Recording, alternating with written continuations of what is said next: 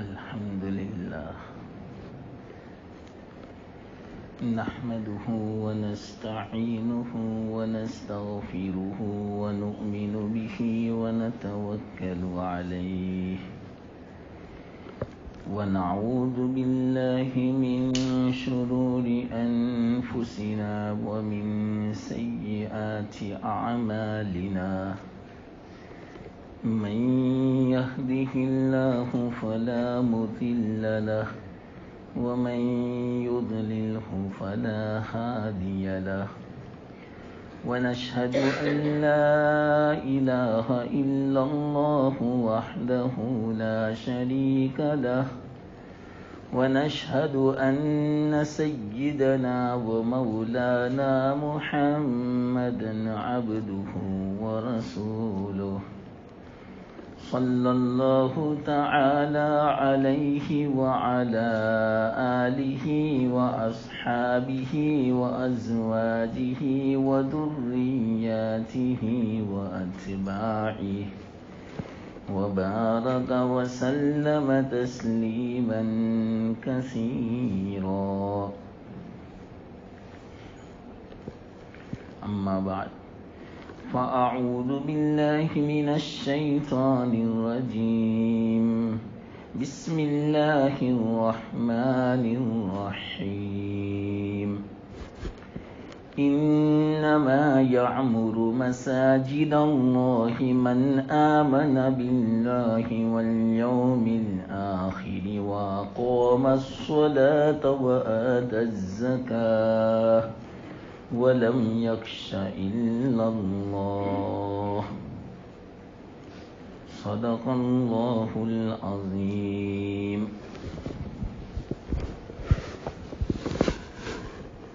محترم دوستو بزرگوں، سب سے پہلے تو میں آپ لوگوں کو مبارکبادی پیش کرتا ہوں. الحمدللہ مسجد دیکھ کر دل باغ باغ ہو گیا. مجھے اتنی خوشی ہوئی تو آپ لوگوں کو تو واقعتاً بڑی مسرت ہوگی. میں صحیح کہتا ہوں، آپ کے لیے آج کا دن عید کا دن ہے. ایسے جمعہ تو مسلمان کے لیے عید ہے ہی، لیکن آپ لوگوں کے لیے ڈبل عید ہے اور خوش ہونا چاہیے. یہ تو یوں سمجھو، اپنا مکان اگر بنا ہو، اس پر کیسی خوشی ہوتی ہے. شاید میں تو یہی سمجھتا ہوں آپ کو ایسی ہی خوشی ہوگی. آپ کو نہ معلوم کتنی مدت سے انتظار تھا کہ کب اللہ کا گھر تیار ہو جائے. آج شاید پہلی جمعہ یہ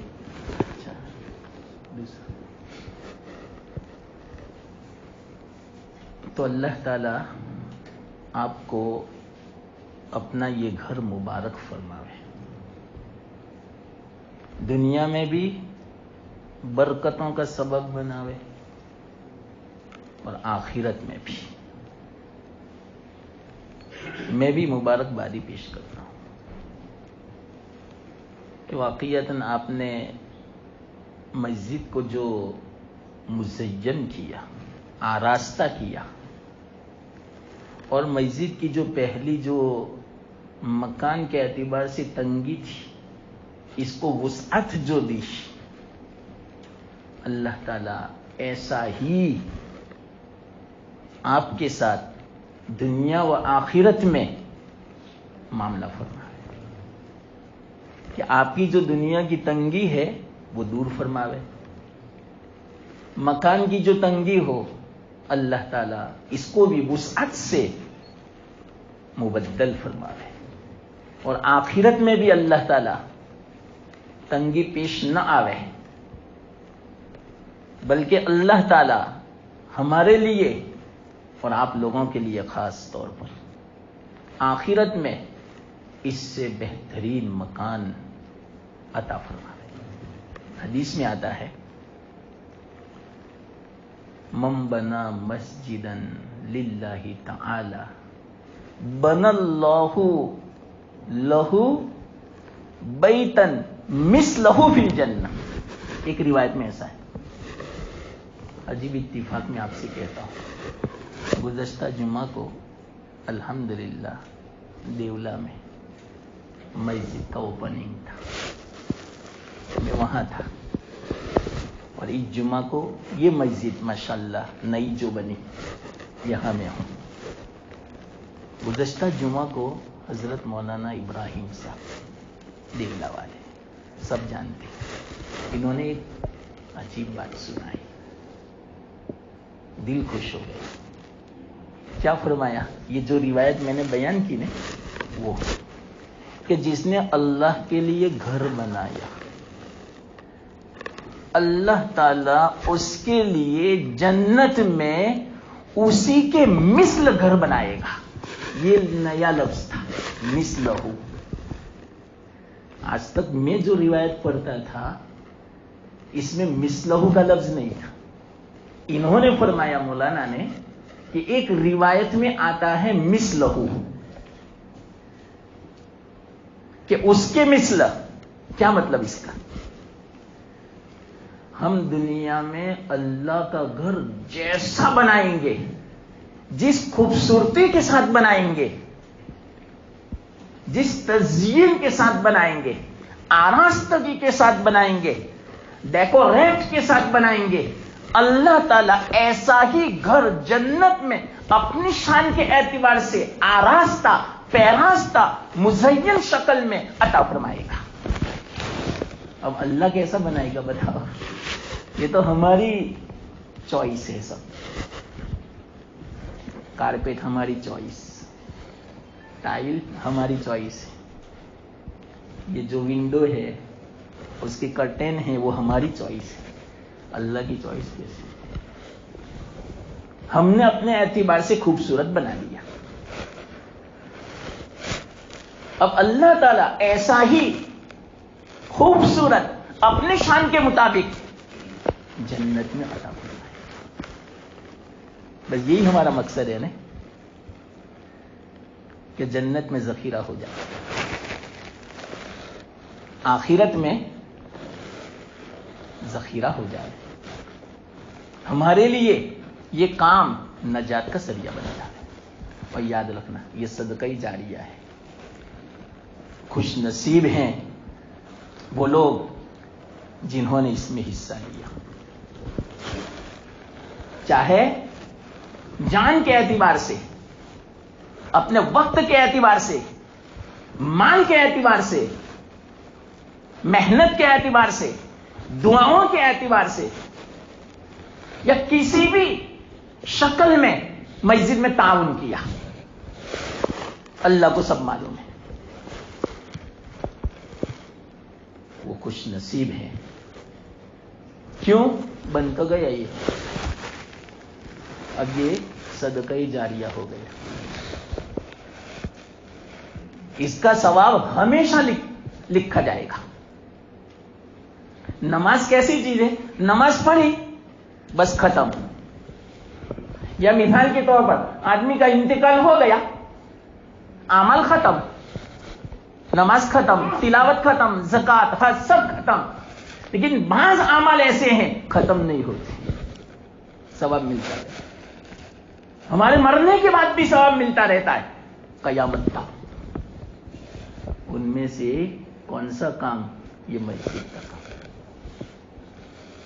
مجھے تو پتا نہیں کس کس نے حصہ لگایا، لیکن میں ان کو خوش نصیب سمجھتا ہوں کہ اللہ نے ان کو استعمال کر لیا اپنے گھر کے لیے، اور اللہ کا شکر ادا کرنا اس بات پر، یہ بھی بہت بڑی نیکی ہے۔ کتنی بڑی نیکی؟ جتنے بھی یہاں نماز پڑھیں گے، تلاوت کریں گے، تعلیم ہوگی، جو کچھ ہوگا، اعتکاف ہوگا، سنتیں زندہ ہوگی، دینی مشورے ہوں گے، دینی باتیں ہوگی، ایک دوسرے مسلمان آ کے یہاں بیٹھیں گے، ملاقات کریں گے، یہ سارا ثواب جس نے بھی مسجد میں حصہ لیا ہوگا اس کو ملتا رہے گا۔ ایسا نہیں کہ بس مل گیا، نماز پڑھی ثواب مل گیا بس ختم، لیکن اس کا ثواب ملتا رہے گا۔ اس لیے ایسے کار خیر میں کبھی پیچھے مت رہنا۔ جس طرح ماشاءاللہ آپ اس اچھے کام میں آگے آگے رہے، آئندہ بھی یہ نیت اور یہ اللہ تعالیٰ کی ذات سے امید رکھنا کہ جب بھی ایسا موقع آئے گا، چاہے اس مسجد کے بارے میں ہو یا آئندہ کوئی بھی دوسری مسجد ہو، انشاءاللہ ضرور ہم اس کا تعاون کریں گے، ساتھ دیں گے۔ یہ صدقہ جاریہ ہے، حدیث میں ہے یہ بات۔ اور دوسری بات، یہ جو جگہ ہے نا جہاں ہم بیٹھے ہیں، دنیا کی ساری جگہوں سے بہتر جگہ۔ حدیث میں آتا ہے، ایک صحابی نے عجیب سوال کیا۔ میں یہ پہلے آپ کو مسجد کی مبارکبادی پیش کرنے کے لیے چند باتیں میں کہتا ہوں، پھر میں اصل بات شروع کرتا ہوں۔ ایک صحابی رضی اللہ تعالیٰ عنہ نے سوال کیا اللہ کے رسول صلی اللہ علیہ وسلم سے، یا رسول اللہ صلی اللہ علیہ وسلم، سب سے بہترین جگہ کون سی دنیا میں؟ اللہ کے رسول صلی اللہ علیہ وسلم فرماتے مجھے بھی نہیں پتا، مجھے معلوم نہیں تھا۔ حضرت جبرائیل علیہ السلام تشریف لائے وحی لے کر، اتنی بات پر وحی، اتنی، بس اتنا ہی سوال کیا، پتا نہیں تھا آپ کو، جواب نہیں دیا، وحی آئی۔ حضرت جبرائیل علیہ السلام تشریف لائے، حضرت جبرائیل نے فرمایا کہو ان کو خیر البقاع المساجد، تمام جگہوں میں سب سے بہترین کوئی اگر جگہ ہے تو مسجد، اور شر البقاع، اور تمام جگہوں میں سب سے زیادہ بری اگر کوئی جگہ ہے تو وہ بازار ہے۔ تو یہ تو سب سے بہترین جگہ کیوں معلوم؟ اس کی وجہ میں مختصر سنا دوں۔ اس جگہ میں ہمارا جو مقصد ہے دنیا میں آنے کا، پیدا کرنے کا، وہ مقصد یہاں پورا ہوتا ہے، بازار میں نہیں، گھروں میں نہیں، محلوں میں نہیں، سڑکوں پہ نہیں، یہاں پورا ہوتا ہے۔ کیا مقصد؟ وَمَا خَلَقْتُ الْجِنَّ وَالْإِنسَ إِلَّا لِيَعْبُدُونِ، عبادت، تو عبادت یہاں ہوتی، ہر قسم کی عبادت یہاں ہوتی ہے، درود شریف یہاں ہوتی، ذکر یہاں، تسبیح یہاں، نماز، تعلیم، تلاوت، دعا، اعتکاف، کیسی بڑی بڑی عبادتیں یہاں ہوتی۔ تو یہاں اپنا مقصد پیدا کرنے کا پورا ہوتا ہے، اس بنا پر یہ جگہ سب سے بہترین جگہ ہے۔ اور بازار میں کیا ہوتا ہے؟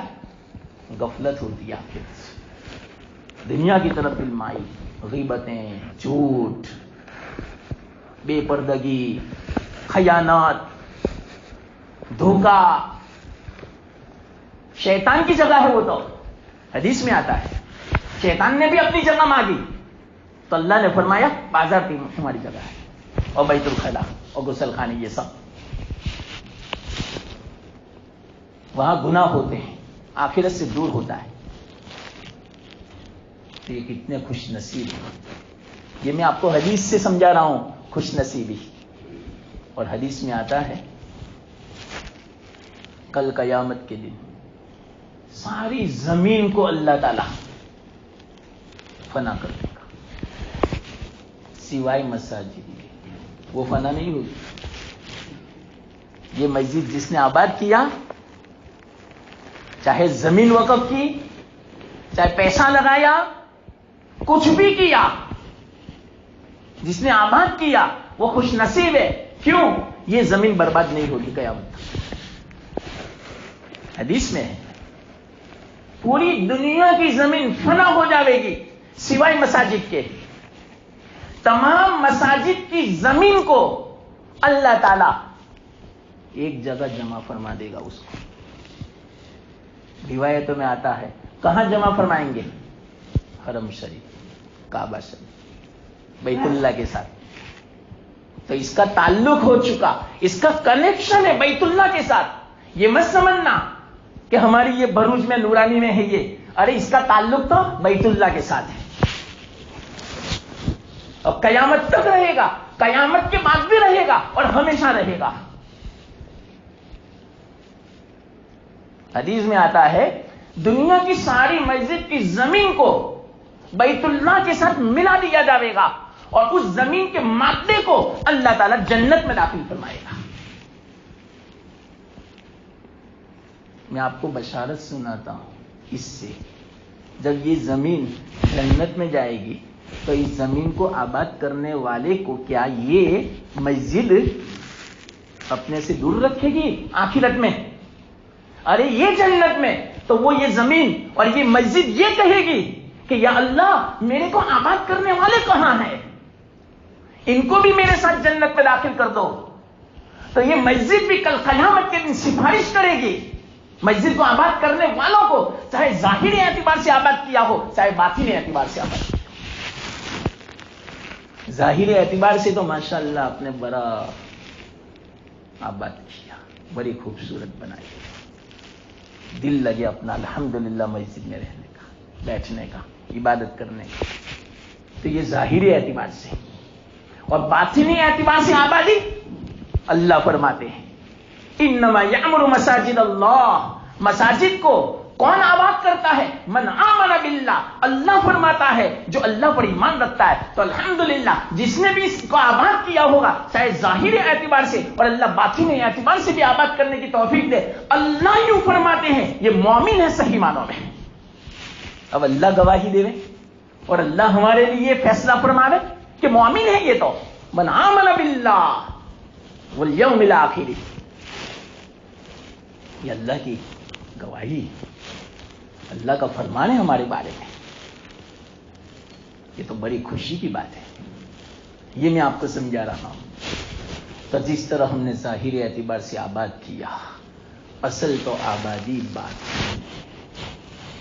مسجد جس مقصد کے لیے بنائی جاتی ہے اس کو آباد کرنا ہے. اور وہ کون سی آبادی؟ نماز، تلاوت، ذکر، تعلیم، سنتوں کی تعلیم کے حلقے، سنتوں کے حلقے، دعائیں، درود شریف، اس سے آباد کرنا ہے اصل میں. یہ ظاہری اعتبار سے تو آباد ہو چکی. اب ہم تحیہ کریں، ارادہ کریں پکا کہ اللہ اس کو ہم تو جو چاہتا ہے کہ آباد کس طرح ہو. پھر حبیب پاک صلی اللہ علیہ وسلم نے جو فرمایا اس اعتبار سے بھی ہم اس مسجد کو آباد کریں. اور وہ کیا ہے آبادی؟ 5 وقت کی نماز تکبیر اولا کے ساتھ. اس کا اہتمام کرو تکبیر اولا کے ساتھ. اور مسجد کے آداب ہیں، مسجد کی عظمت ہونی چاہیے اپنے دل میں. یہ اللہ کا گھر ہے، اللہ کا دربار ہے. ہم اگر کوئی بڑا ہو، کلیکٹر ہو یا سی ایم ہو یا پی ایم ہو یا کوئی بھی ہو، ان کے پاس اگر جاتے ہیں تو کتنے ادب کے ساتھ، کتنے احترام کے ساتھ، عظمت کے ساتھ، کہ کوئی بے ادبی نہ ہو جاوے، گستاخی نہ ہو جاوے.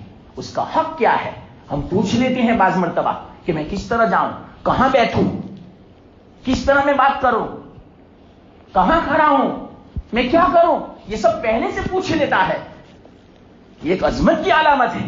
تو یہ تو اللہ کا دربار ہے، یہ تو بادشاہوں کا بادشاہ کا دربار ہے. تو اس کے بھی آداب ہیں، اس کی بھی عظمت ہمارے دل میں ہونی چاہیے. تو آداب کیا؟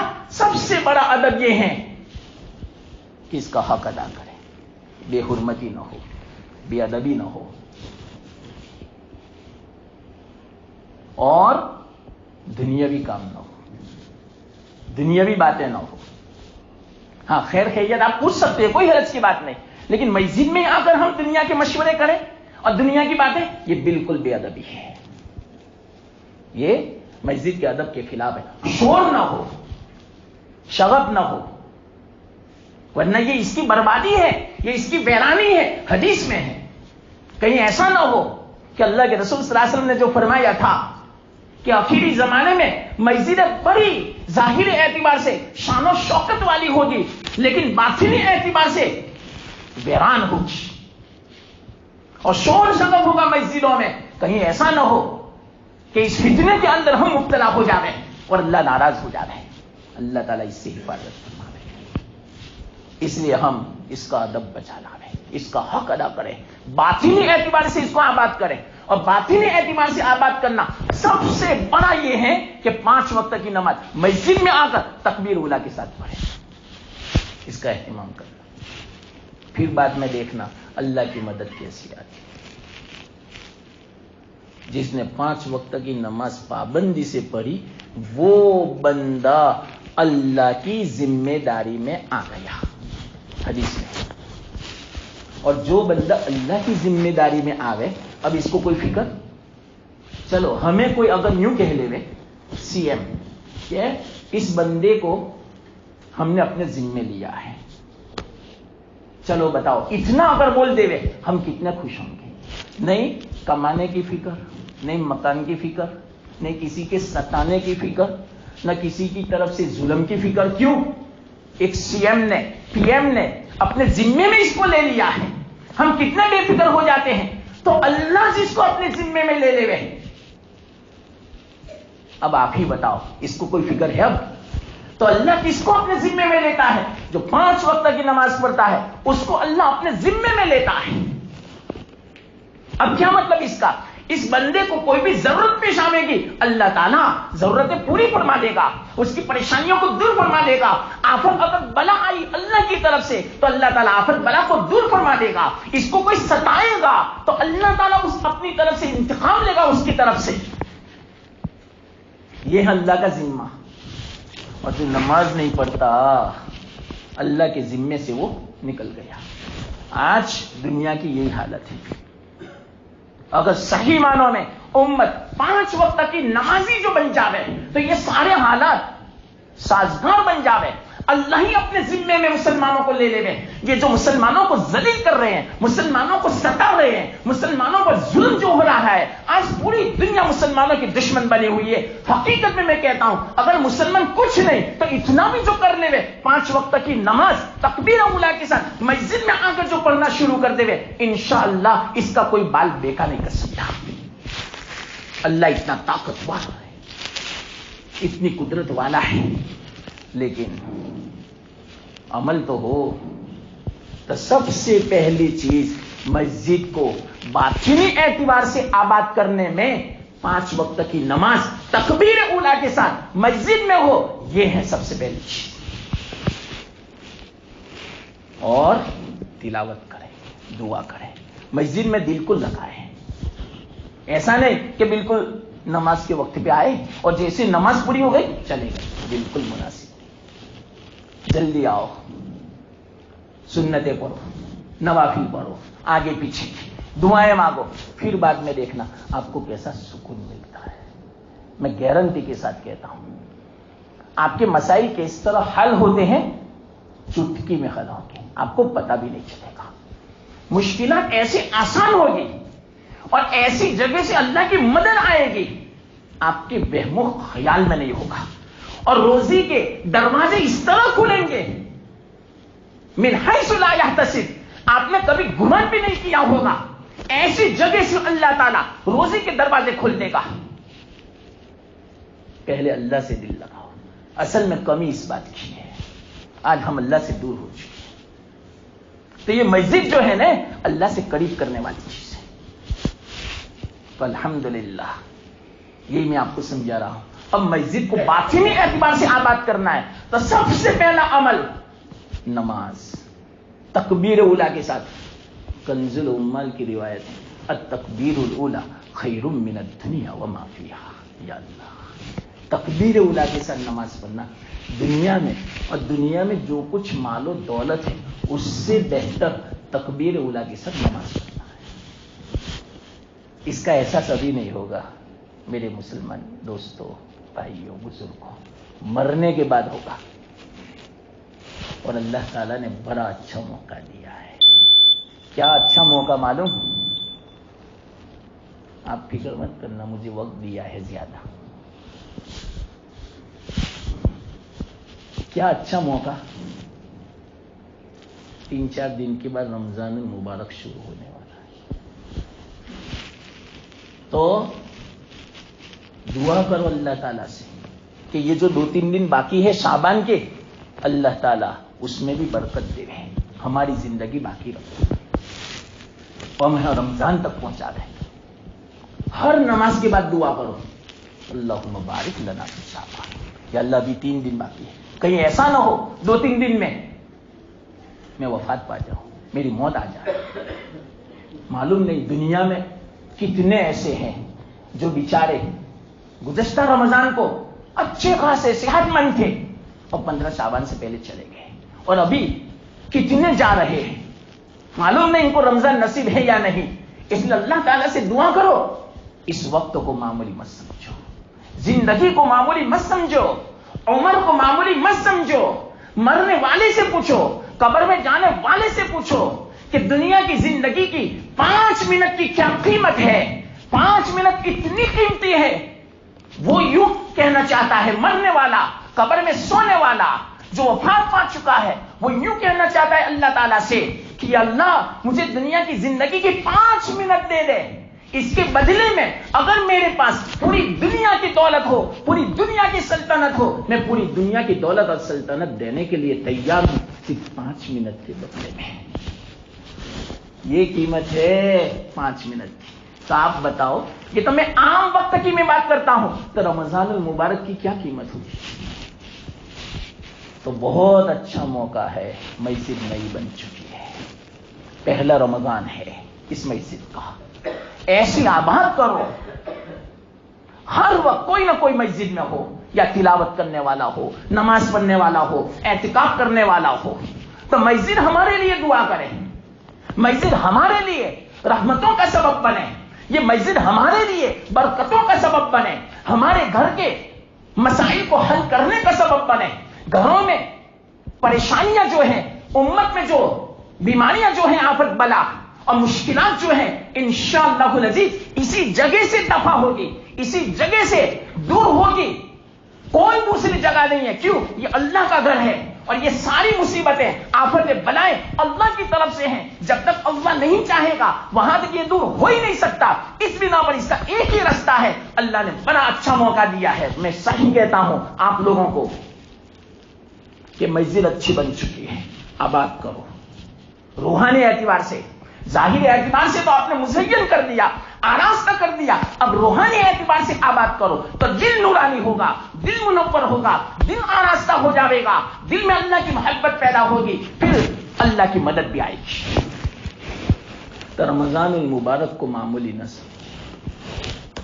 سب اس بات کا تہیہ کرو، ارادہ کرو پکا، عزم مصمم کہ انشاءاللہ العزیز. دیکھو میں صرف ابھی رمضان المبارک کے بارے میں کہتا ہوں. پورے رمضان المبارک میں ایک نماز ایسی نہیں ہوگی کہ ہماری تکبیر فوت ہو. ہر نماز کو تکبیر اولیٰ کے ساتھ پڑھیں گے انشاءاللہ. ہم کہیں بھی ہو، سفر میں ہیں یا کہیں کام سے باہر گئے، تو سب سے پہلے ہم یہ فکر کریں گے کہ میری جماعت فوت نہ ہو. جماعت نہیں، تکبیر اولیٰ فوت نہ ہو. اس کا اہتمام کرو، غنیمت سمجھو. اگر یہ جو رمضان ملا اللہ کی طرف سے بہت بڑی نعمت سمجھو. ہزاروں علماء چلے گئے، ہزاروں نوجوان چلے گئے، ہزاروں کیا لاکھوں کی تعداد میں سب حسرت کر رہے ہیں کاش کہ ہمیں رمضان ملتا. رمضان کا ایک لمحہ کتنا قیمتی ہے معلوم؟ کتنا قیمتی؟ ایک لمحے کی قیمت پورا سال نہیں چکا سکتی.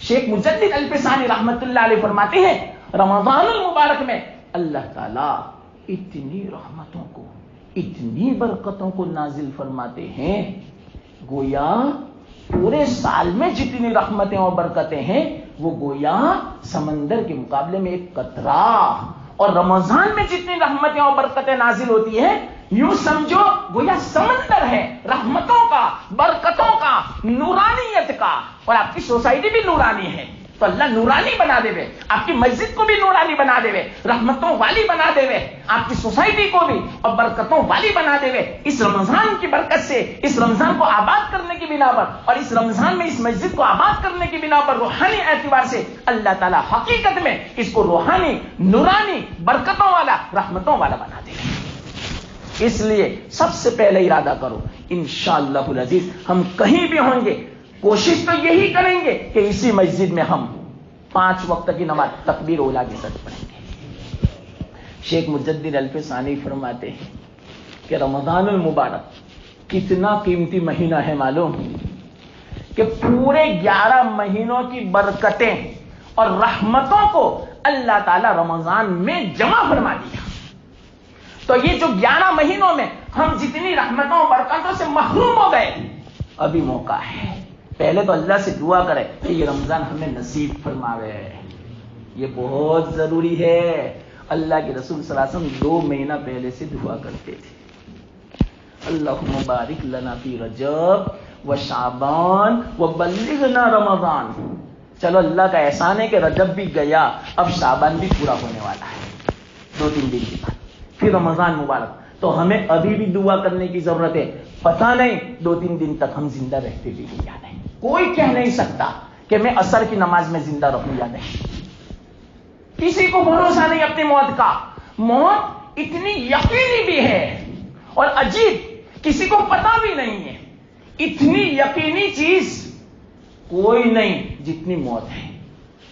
اللہ کا منکر جو ہوگا نا وہ بھی موت کو مانتا ہے، موت کا منکر کوئی نہیں آج، اور موت یقینی ہے، اور غیر یقینی بھی اتنی ہے کہ کسی کو پتا ہی نہیں کہ کب آوے۔ مجھے بھی پتا نہیں کہ میں نماز پڑھ سکوں گا یا نہیں، ابھی جمعہ کی نماز کوئی نہیں کہہ سکتا، اس لیے موت سے پہلے تیاری کر لو اور ابھی سے دعا کرو، یا اللہ یہ 2-3 دن باقی ہے، اس میں بھی مجھے زندگی نصیب فرما۔ اور رمضان المبارک کا جو مبارک مہینہ ہے، عظیم مہینہ ہے، اللہ کے رسول صلی اللہ علیہ وسلم ارشاد فرما دے قد اذن لکم شہر عظیم مبارک۔ یا اللہ کے رسول جب فرماوے اتنا عظیم مہینہ، اتنا عظمتوں والا مہینہ، اتنا برکتوں والا مہینہ تمہارے اوپر سایہ فگن ہو رہا ہے، اور اللہ تعالیٰ نے اس میں برکتوں کو دگنا کر دیا ہے، روحانی برکتیں اور ظاہری برکتیں، رزق کے اعتبار سے چاہے وہ ظاہری رزق ہو چاہے وہ روحانی باطنی رزق ہو، اس کو اللہ تعالیٰ نے دگنا فرما دیا اس مہینے کے اندر۔ تو یہ عظیم مہینہ ہے۔ تو شیخ مجدد الف ثانی رحمت اللہ علیہ پر سارے 11 مہینوں کی برکتیں اور رحمتیں اللہ تعالیٰ نے رمضان المبارک میں جمع فرما دیا، اور پورے مہینے کی رمضان المبارک کی رحمتیں اور برکتیں ہیں اللہ تعالیٰ نے آخری عشرے میں جمع فرما دیا، اس کا جوہر، اس کا مادہ، مٹیریل۔ اسی بنا پر تو آخری عشرے میں اعتکاف ہے، خوب لوٹو اللہ تعالیٰ سے رحمتوں کو، ثواب کو، اجر کو۔ یہ تو رحمتوں کو لوٹنے کا مہینہ ہے، اور کتنا اچھا موقع ہے ماشاءاللہ، ظاہری اعتبار سے بھی آپ کو اتنے خوبصورت مسجد مل گئی، کیوں نہ لوٹیں اللہ تعالیٰ کی رحمتیں ہم۔ آگے فرماتے ہیں کہ آخری عشرے میں اللہ تعالیٰ نے پورے مہینے کا جوہر، مادہ، مٹیریل جمع فرما دیا، اور اس مادے کا، اس مٹیریل کا لبے لباب، اطرا اور خلاصہ شب قدر میں جمع فرما دیا۔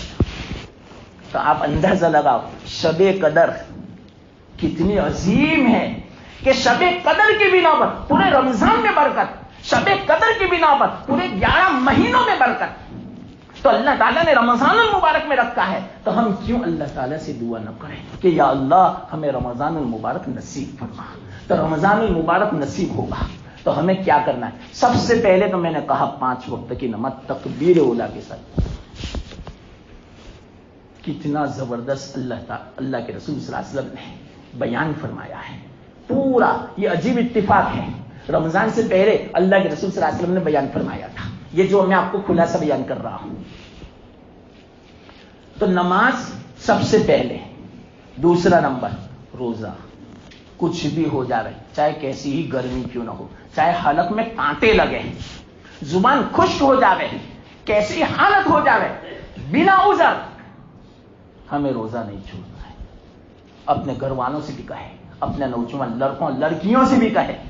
آج کل ہمارے نوجوان لڑکیاں لڑکے بے پرواہ ہو چکے ہیں.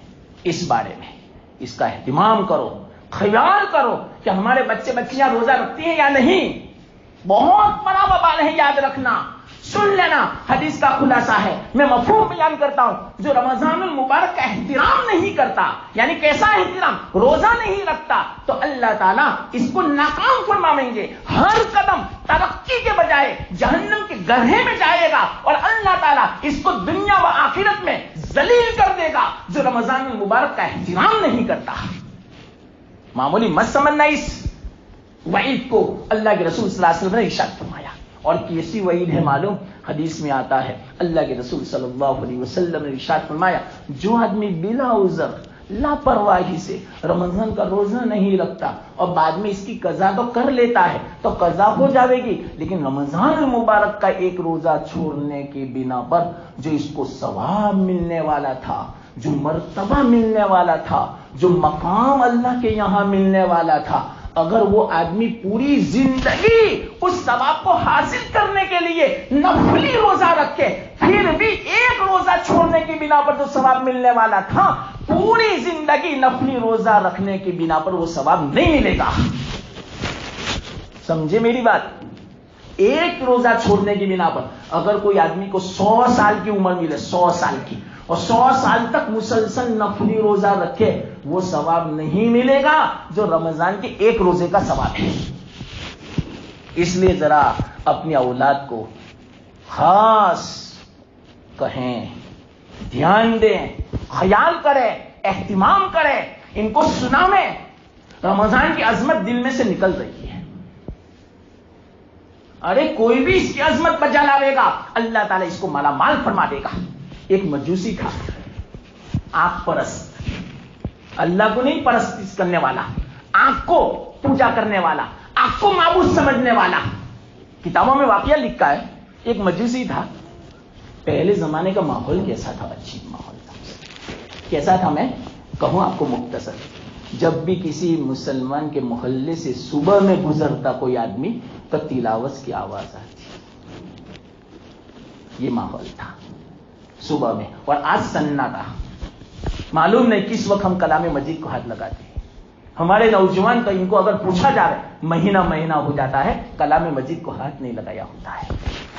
اتنے افسوس کی بات ہے. اگر ہمیں اپنی حفاظت منظور ہے کہ ہماری اللہ حفاظت فرماوے، یاد رکھنا قرآن کو سینے سے لگانا پڑے گا.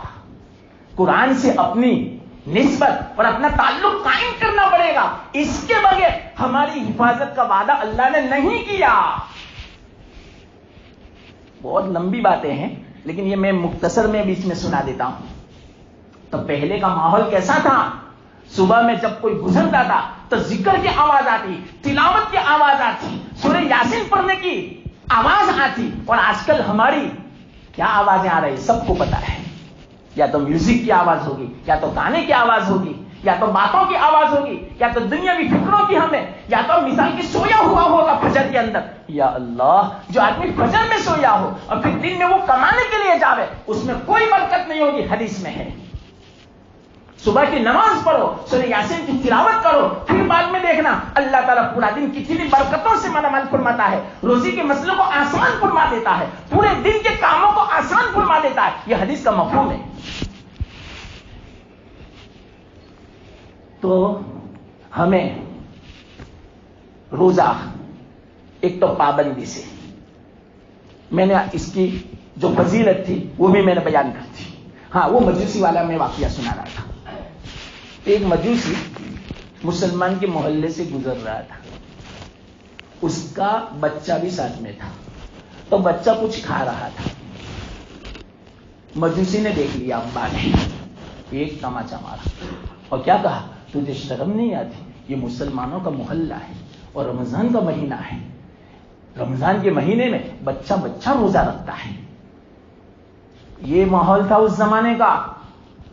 ایک تماچا مارا, بچہ رونے لگا, جو چیز کھا رہا تھا اس کو پھینک دی. غیروں کے دل میں عظمت تھی, جب ہمارے دل میں جب عظمت تھی رمضان کی, مسجدوں کی, قرآن کی, ہمارے آقا کی, تو غیروں کے دل میں بھی عظمت تھی. آج غیروں کے دل میں مسجدوں کی عظمت نہیں رہی, اذان کی عظمت نہیں رہی. کیوں؟ ہمارے دل میں نہیں رہی. آج اذان ہو رہی ہے اور باتیں ہو رہی ہیں, اذان ہو رہی ہے اور ٹھٹھے ہو رہے ہیں, ہنس رہے ہیں, اور کوئی جواب دینے کے لیے تیار نہیں. تو یہ جو بے حرمتی کی ہم نے اذان کی, تو اللہ تعالیٰ نے آج دیکھو کیسی پالیسی بن رہی ہے کہ مائک اتروا دو, اذان باہر نہیں ہونی. یہ کیوں؟ آپ یہ نہیں کہہ سکتے یہ حکومت والے بڑے ظالم ہیں, ہم ظالم ہیں. ہم نے کیوں اس کی قدر نہیں کی؟ اللہ تعالیٰ آہستہ سے چھین لیتے ہیں نعمتوں کو. مسلمانوں, جاؤ دوسرے ملکوں میں دیکھو, اذان کی آواز سننے کے لیے ترستے ہیں. یہاں تو اچھا ہے الحمدللہ کہ ابھی بھی اذان کی آواز آ رہی ہے, لیکن قدر کرو. ناقدری کی بنا پر کہیں ایسا نہ ہو کہ یہ اذان کی آواز آنا بند ہو جائے.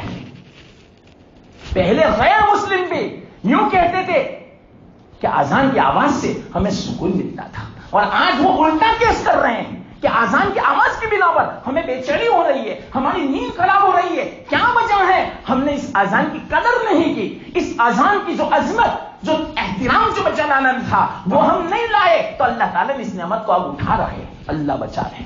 مسلمانوں سمجھو, بیدار ہو جاؤ غفلت سے. تو مجوسی تھا, اس کو بھی پتا تھا کہ مسلمان جو ہوتا ہے رمضان کی بڑی قدر کرتا ہے. آج یہ اللہ میں آپ کو کیا بتاؤں, بازار والے بعض مرتبہ مجھے کہتے ہیں مولانا نوجوان لڑکیاں کھڑے سڑک چلتی چلتی روزے کی حالت میں رمضان مبارک میں بوتل سے پانی پی رہی ہے, شرم نہیں آتی. ہماری مسلمان لڑکیاں, یہ ابھی کی بات نہیں, 8-10 سال پہلے کی میں بات کر رہا ہوں. اور ابھی تو بے دھڑک کھانا پینا رمضان مہینے میں, ان کو شرم نہیں آتی. اگر تمہارا روزہ نہیں ہے تو گھر بیٹھ کے چپکے سے تم کھاؤ. اس طرح بے دھڑک سب کے سامنے کیوں کھاتے ہو؟ تمہارے دل میں جب رمضان کی عظمت احترام نہیں ہوگا تو پھر غیروں کے دل میں کیسے ہوگا؟ دیکھو آج کل کیسے قاعدے بن رہے ہیں. دیکھا, ان کو تراویح نہیں پڑھنے دینا ہے, ان کو عشاء کی نماز, فجر کی نماز مسجد میں نہیں پڑھنے, یہ ہمارا قصور ہے. آج کوشش کر رہے ہیں, ورنہ مجال تھی کہ اس طرح کے وہ قاعدے بناوے. کیوں؟ ان کا جب تہوار ہوتا ہے, ان کی جب باتیں ہوتی ہے تو اس وقت لاک ڈاؤن نہیں ہوتا ہے, اور ہمارا جب عبادت کا مہینہ آتا ہے تو یہ سب سوچتا ہے کیا وجہ ہے, ہم نے عظمت نہیں بچا لائے, ہم نے احترام نہیں کیا, تو اللہ کی طرف سے ایسے فیصلے اتر رہے ہیں. یاد رکھنا, ان کے دلوں میں جو کچھ ہوتا ہے نا اور آتا ہے نا, وہ اللہ کی طرف سے. ہم نے کیوں احترام نہیں کیا, ہم کیوں عظمت نہیں بجا لاتے, تو اس طرح کے فیصلے اتر رہے ہیں اللہ کی طرف سے. تو مجوسی نے کیا کہا, تجھے شرم نہیں آتی؟ یہ مسلمانوں کا مہینہ ہے, روزے کا مہینہ ہے, تجھے پتا نہیں کہ روزے میں کیا ہوتا ہے, کوئی کھاتا پیتا نہیں ہے. ایک تماچا مارا, پھینک دیا, بچہ رویا, اس کی کوئی فکر نہیں کی. آج کوئی ایسا کرے گا بتاؤ؟ ارے مسلمان بھی نہیں کرے گا. اپنی بچی, اپنا لڑکا اگر روزہ نہ رکھے بالغ, اس کو بھی تماچا نہیں مارے گا. یہ حالت ہے ہماری. پھر ہم کہتے ہیں کہ اللہ کی مدد نہیں آتی. کہاں سے آوے مدد؟ رمضان مہینے کی عظمت بجا لانا بہت ضروری ہے. تو کیا ہوا, ہفتے کے بعد اس مجوسی کا انتقال ہو گیا. اس زمانے میں جو اللہ والے تھے, خواب میں زیارت ہوئی اس مجوسی کی. وہ جنت میں تھا, جنت میں گھوم رہا تھا. اس اللہ والے نے پوچھا کہ تو تو مجوسی تھا, تو تو غیر مسلم تھا, تو جنت میں کیسے؟ تو اس نے کیا کہا خواب میں, واقعیتاً میں مجوسی تھا, میں مشرک تھا, لیکن مرنے سے پہلے میری جان جانے والی تھی, سکرات کا عالم تھا. اس سے پہلے ایک غیب سے آدمی آیا اور اس نے یوں کہا کہ تو نے مسلمانوں کا جو مہینہ رمضان تھا عظمت بجا لایا تھا, اپنے بچے کو تماچا مارا تھا, یہ عمل اللہ کو اتنا پسند آیا, اللہ نے مجھے تیرے پاس بھیجا, فرشتہ تھا. اس نے یوں کہا, جاؤ میرے اس بندے کو مرنے سے پہلے کلمہ پڑھا دیں, تاکہ کلمہ پڑھتے ہی اس کا انتقال ہو جا رہا ہے اور اس کو جنت لے جا رہے ہیں. یہ ہے رمضان کی عظمت. غیروں کو اللہ تعالیٰ اس طرح توفیق دیتے ہیں ایمان کی اور جنت نصیب فرمائی تو ہم اگر سے اس کی عظمت بچا لائیں گے, روزہ رکھیں گے, نماز کی پابندی کریں گے, تلاوت کریں گے, ذکر کریں گے, تراویح کی پابندی کریں گے اور دعا کرو اللہ تعالیٰ سے کہ پابندی نہ آئے. ہم اچھی طرح مسجدوں میں تراویح پڑھیں, عشاء و فجر کی نماز پڑھیں. عشاء و فجر کی نماز تو کیسی ہے معلوم, جس نے تکبیر اولیٰ کے ساتھ مسجد میں پڑھی, صرف رمضان میں نہیں عام دنوں میں بھی اگر جو کوئی تکبیر اولیٰ کے ساتھ عشاء و فجر کی نماز پڑھتا ہے پوری رات کی عبادت کا ثواب دیتا ہے. ہم کتنے محروم ہیں مسلمانوں, ذرا دل میں احساس پیدا کرو. بس میں اسی لیے آیا